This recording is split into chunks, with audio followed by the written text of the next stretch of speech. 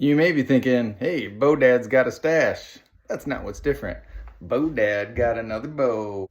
The Xpedition Xlite 33, a magnite riser, so different than carbon and aluminum, supposedly better. 33 inches, axle to axle, 3.85 pounds, 338 feet a second, 50, 60, 65, 70 pound limb weight adjustment, 6.5 inch brace height, 26 to 31 inches of draw length. This is going to be interesting, folks. Draw length.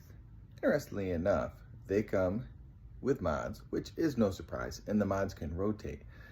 What's really interesting is mod number 1 goes from 26 to 30 inches.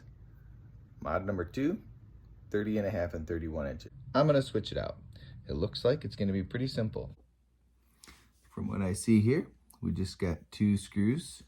And so we will need to pull these all the way out. You will need a Torx, or a screwdriver with a Torx bit on the end. And so we're just going to take these screws out right here. I did already change the other mod, and what I found is it was quite easy. Now, when you're going to the other side here, it just pops off. There's a little stub that goes on your draw length. And so, which I don't know what it's made of. It almost looks like it could rust, but I'm going to go to 31 inches, which is the A setting. I'm going to press it on there. Now it seats really nice, surprisingly, because it doesn't look like it. I was able to change both draw weight modules on the Xpedition Xlite 33 in probably less than 3 minutes. So Xpedition, so far I really like that. The interesting thing I've noticed about your bow is you have huge cams. I mean, I have pretty large hands, and those cams are gigantic. It'd be interesting to compare against like a Matthews or something, but you can see the cam difference between the Prime RVX and the Xpedition here. Quite a bit of difference. And look at the shape too. It's really interesting the way these bow companies are coming up with these things. Well, I almost forgot. The last thing we got to do before actually drawing this bow back is change the draw stop. Here's the draw stop. Now it's on both sides, which is kind of cool, so it'll come against the yoke and stop right there, I'm assuming. But anyway, I got to get this baby adjusted all the way back, so when these cams rotate, it's in the furthest back position. Otherwise, it's going to be pretty funky. Xpedition, you have forced my hand. In order to change the draw stop on the Xlite 33, I had to buy some more Torx wrenches. So, or a Torx key set, whatever you want to call it. A little disappointed that I had to go do that, but hey, might come in handy in the future. Changing these draw stops here, and one thing you got to make sure, these draw stops, one goes on one side, one goes on the other of the cam here.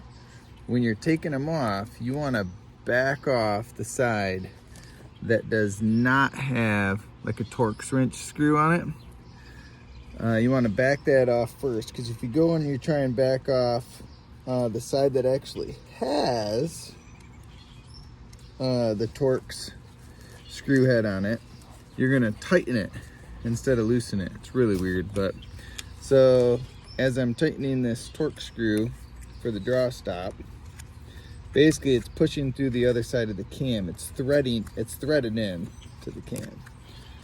So I have to tighten the other side because it's pushing further and further out. So as I tighten this, I gotta tighten the other side. It's kind of a pain in the butt, but pulling back the Xlite 33 for the very first time, and it does have a super solid back wall. It doesn't, that's interesting, it doesn't feel like it has much of a valley, but it doesn't want to creep either. It's got a pretty smooth draw, but it does stack up quite a bit on the back end before it goes into the valley. All right, we're finally gonna shoot this bad boy for the first time. I don't have a sight on it yet. I don't have any stabilizers on it yet, except for the weird little doinker things that come with it on the riser, and this kind of weird rubbery thing on the front that kind of looks chintzy, like a really old stabilizer. I have pulled this back already. You've seen a video of that, or you've seen this in the video. I like the back wall. I don't know if I like the valley all that much.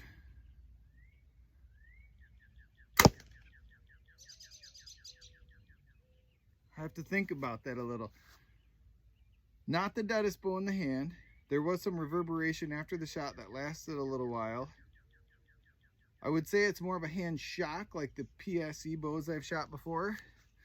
Not necessarily like a vibration, but it did resonate for quite a bit.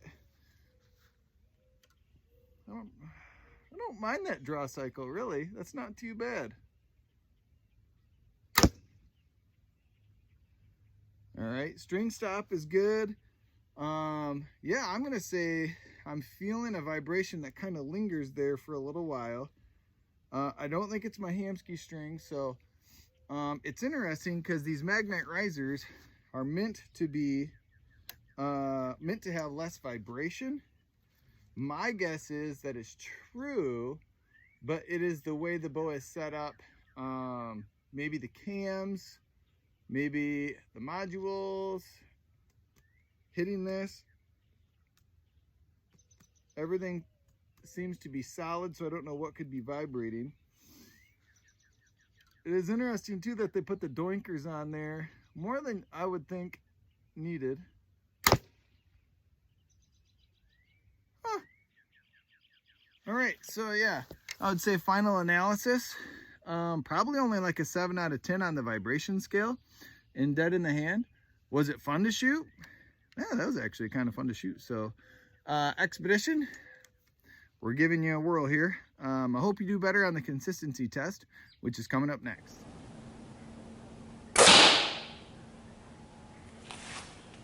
"274 feet a second." That it was going to be in the 260s. So 274 is pretty good. Let's try it again. 275. Now this is better. I like it. I'm going to shoot at the bottom dot, I think. I feel like my windage is all right. It's not perfect. Again, like I just slapped this sight on here. Haven't taken time to sight it in. I did notice though, I feel like this is zipping the arrows in there. I'm quite surprised because when I did my first shots, I felt like it wasn't that peppy. I'm actually growing attuned to the draw cycle too. I kind of like it. Reminds me, hold on.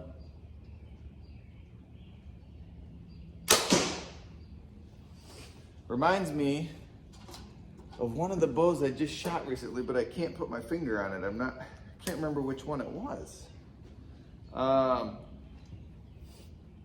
Maybe like an Elite draw cycle. It does feel 70 pounds. I don't feel like it makes it any easier.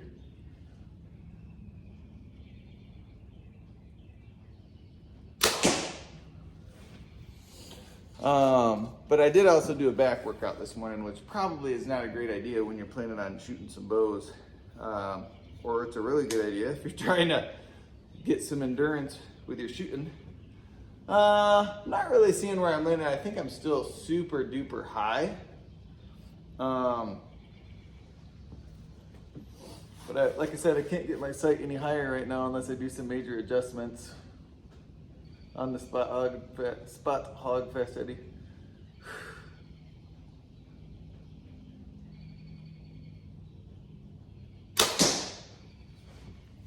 I feel like I'm shooting pretty consistent. Let's see here. I think I'll just do one more arrow. That's what I'm feeling. And then we'll go check it out.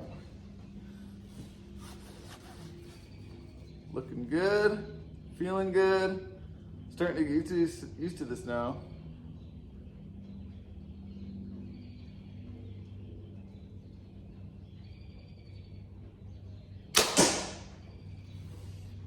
You know what's really weird?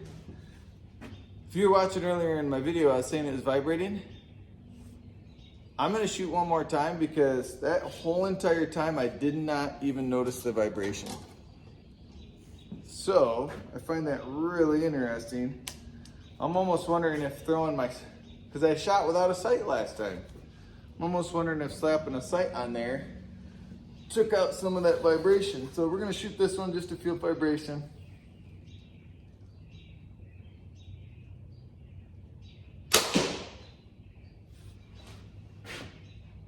I think the sight helped. Very odd. I would not have anticipated that, but I'm feeling almost no vibration now. I mean, just a little, it's faint, but it might take my rating of right. That's not that bad.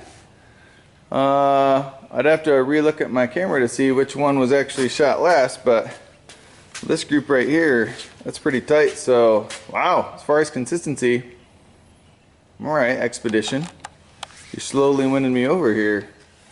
All right, so the Xpedition Xlite 33 after full evaluation, and I'm glad I shot it some more because after my first shot test I was a little disappointed, but after shooting today, putting it through the chronograph, I gotta say this one had to take some convincing, so based upon that I think I'm going to give it a BODAD rating of 8.9 out of 10. Xpedition Archery, good job this year. And I actually look forward to shooting more of your bows. This is BODAD. I'm out.